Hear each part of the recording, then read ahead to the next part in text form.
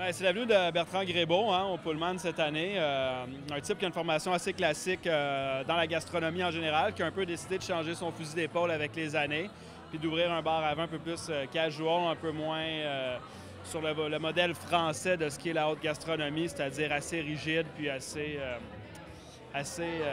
hautain d'une certaine manière. Donc, il a décidé de laisser tomber tout ce qui était guide Michelin et compagnie, de se concentrer sur une cuisine accessible pour ses clients, pour les gens qui aiment le vin, qui aiment manger. Donc, c'est quelqu'un qui cuisine assez local, bon, parce que maintenant, on se doit de le faire. Mais c'est quelqu'un qui adapte des techniques du gastro pour le bistrot. Bien, à ce moment-là, on peut prendre une décision, hein, ou bien de se mettre en valeur, ou bien d'aller chercher des gens qui en ont. Donc, en toute humilité, on a décidé d'aller voir un peu plus d'autres chefs de Montréal, dont Paris, qui a eu un restaurant chez Paris pendant quoi, près de 30 ans, qui a fermé là, récemment, qui va faire une soirée avec nous.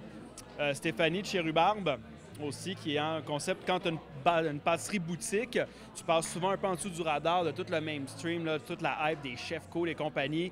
Je veux dire, exemple, son frère Patrice Demers, lui, il était dans la restauration, il a un nom. Elle doit travailler différemment pour se faire connaître. Elle a fait du très, très beau travail, donc on a décidé de la prendre avec nous pour qu'elle vienne nous montrer ce qu'elle sait faire et surtout aussi montrer aux clients une approche de milliardisme à l'assiette. Au lieu d'acheter juste une boîte de chocolat, mettons, quand on fait du dessert à l'assiette, en pâtisserie, c'est très intéressant parce qu'on a un support qui est une assiette. Donc, on peut travailler différentes, dans le fond, différentes textures, différentes saveurs qui vont être mélangées par le client au même moment, ce qu'on ne peut pas faire en take-out, en disant comme « Voici votre liste de choses à faire pour profiter de ma bouchée », tu sais.